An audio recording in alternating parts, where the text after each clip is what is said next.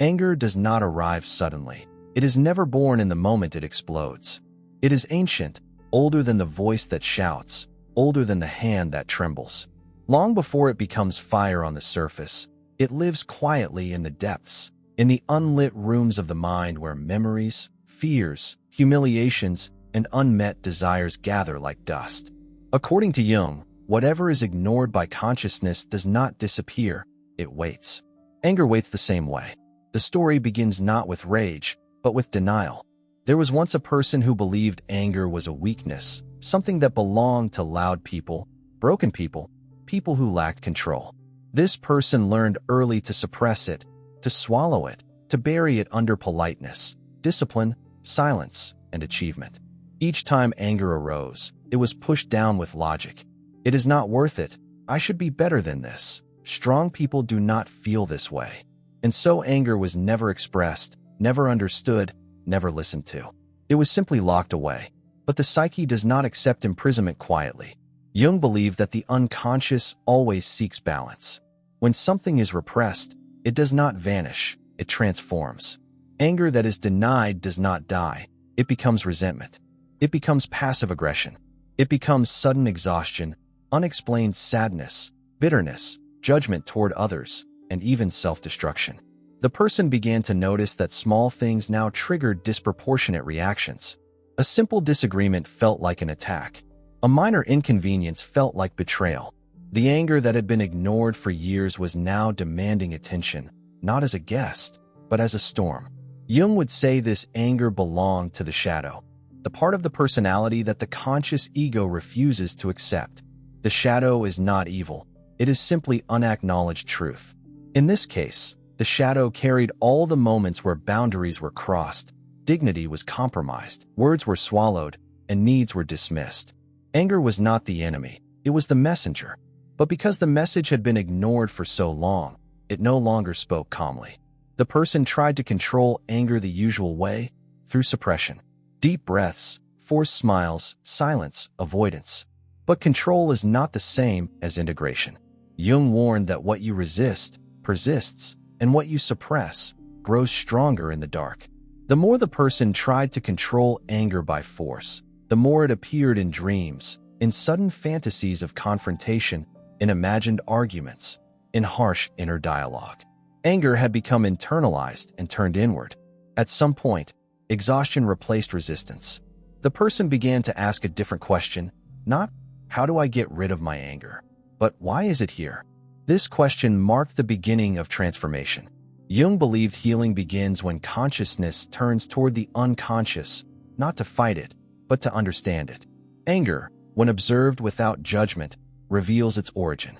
The person sat alone with the feeling for the first time, not trying to fix it, not trying to justify it, not trying to express it outwardly, just observing. The anger felt hot, but beneath the heat was something else, hurt. Beneath hurt was fear. Beneath fear was a long history of not feeling seen, heard, or respected. The anger was not random. It was specific. It was loyal. It had been protecting something fragile all along. Jung taught that emotions are symbols. Anger symbolized violated boundaries. It symbolized ignored instincts. It symbolized the life force demanding acknowledgement. When the person finally listened, anger softened, not disappeared, but changed its tone. It no longer screamed, it spoke.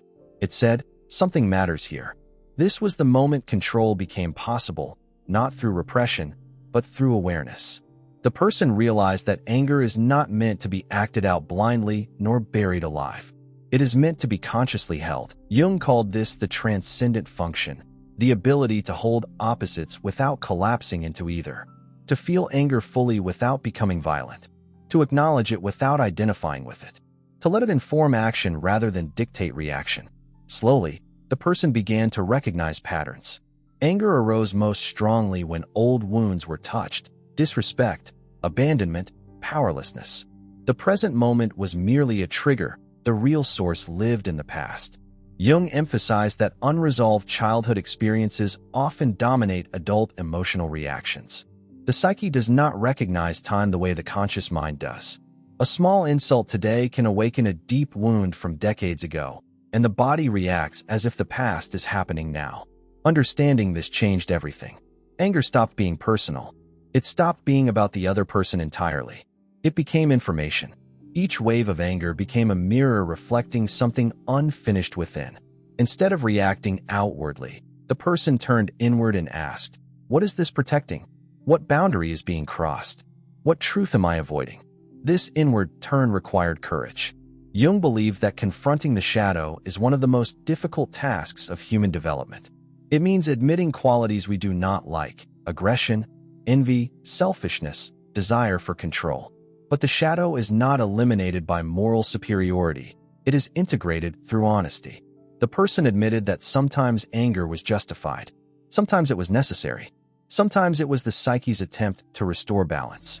As integration deepened, anger lost its compulsive quality. It no longer exploded unexpectedly.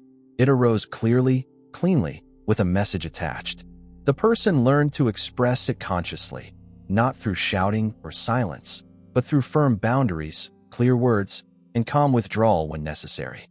Jung believed that individuation, the process of becoming whole, requires the acceptance of one's full emotional range. A person who cannot feel anger consciously will live it unconsciously. Dreams began to change. Where once there were images of chaos and conflict, now there were symbols of strength, grounding, and containment. Jung saw dreams as messages from the unconscious, adjusting consciousness toward balance. The psyche was no longer fighting itself. Anger had found its place, not as a ruler, but as an advisor. The person also learned that anger often masks grief. Many of the things that triggered rage were actually losses that had never been mourned: lost respect, lost opportunities, lost versions of the self.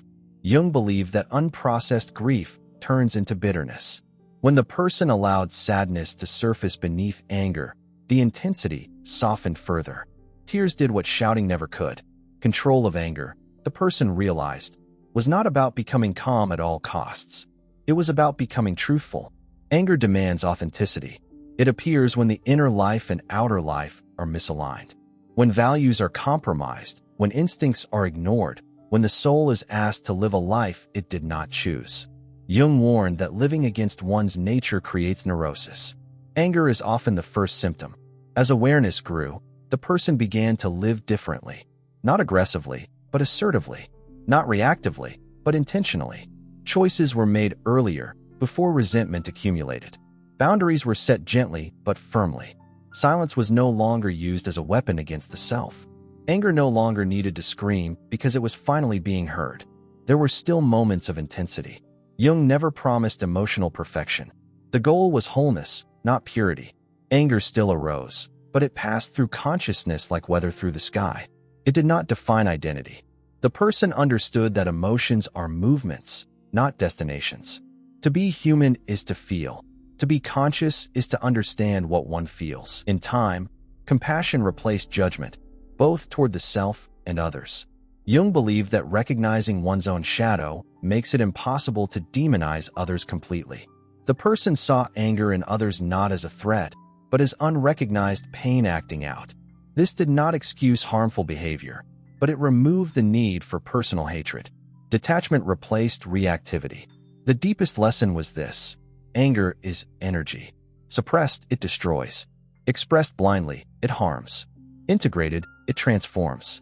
Jung believed that psychic energy, when consciously directed, becomes creativity, courage, and purpose. The same force that once erupted destructively now fueled self-respect, clarity, and inner strength. The story does not end with the disappearance of anger. It ends with relationship. A conscious relationship between ego and emotion, between light and shadow. Control was never about domination. It was about dialogue. When anger is listened to early, it never needs to shout. When the shadow is acknowledged, it no longer sabotages. When the unconscious is respected, it becomes an ally rather than an enemy. In the end, the person did not conquer anger. They understood it. And in understanding, anger finally found rest. Not because it was silenced, but because it was fulfilled. Thanks for watching. Please like and share this video.